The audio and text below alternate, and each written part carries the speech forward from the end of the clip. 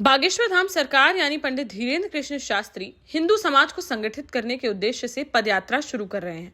160 kilometre लंबी पदयात्रा 21 नवंबर को बागेश्वर धाम से शुरू होगी, जो 24 नवंबर को झांसी के मौरानी पर पहुंचेगी।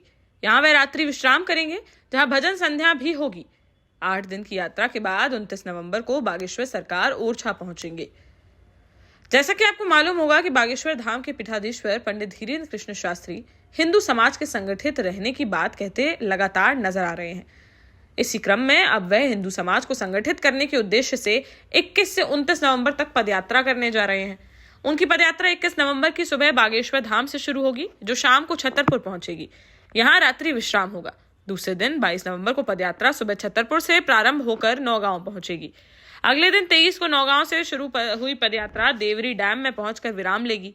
चौथे दिन 24 की शाम को पदयात्रा झांसी जिले के मौरानी पर पहुंचेगी।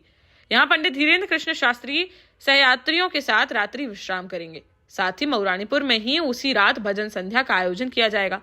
इसके अगले दिन 25 को वह मौरानीपुर से चलकर निवाड़ी पहुंचेंगे। यहां उनका विश्राम होगा।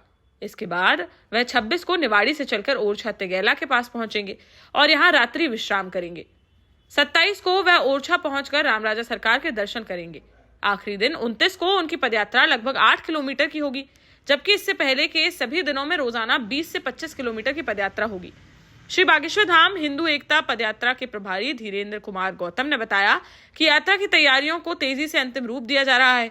यात्रा में प्रतिदिन 20,000 से अधिक श्रद्धालुओं के शामिल होने की संभावना है। यात्रा के दौरान 8 एम्बुलेंस लगातार साथ चलेंगी। इसके अलावा पर्याप्त संख्या में चिकित्सकों व नर्सिंग स्टाफ का भी इंतजाम रहेगा, ताकि यात्रा में शामिल किसी श्रद्धालु की हालत बिगड़ने पर उसे तत्काल इलाज मुहैया कराया जा सके, जबकि विश्राम स्थलों पर भोजन का इंतजाम रहेगा। यात्रा के दौरान भी जगह जगह जलपान की भी व्यवस्था रहेगी। वहीं बागेश्वर सरकार ने भी एक वीडियो जारी कर सभी लोकप्रिय न्यूज चैनलों व सोशल मीडिया इन्फ्लुएंसर को इस यात्रा में शामिल होने के लिए भाव भरा आमंत्रण दिया है कि वह भी इस यात्रा का हिस्सा बने, जिसके लिए उन्हें बागेश्वर धाम पर रजिस्ट्रेशन कराना होगा, जिसमें उन्हें यह अंकित करना पड़ेगा कि वह इन 8 दिनों की यात्रा में कितने दिनों तक साथ चलेंगे। उसी हिसाब से उनकी जगह जगह रहने व खाने की व्यवस्था भी की जाएगी। प्रतिदिन 20 किलोमीटर की लगभग हम पैदल यात्रा चलेंगे।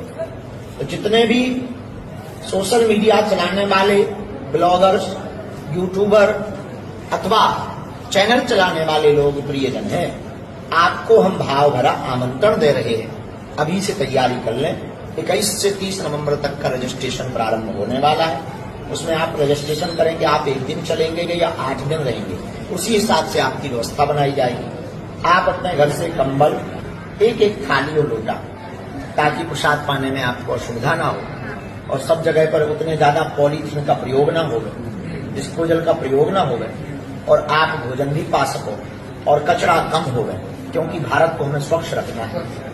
तो ये लेकर के आप लोग हमारे साथ 8 दिन तक चलेंगे। ऐसे करते करते 8 जगह पर रुकेंगे।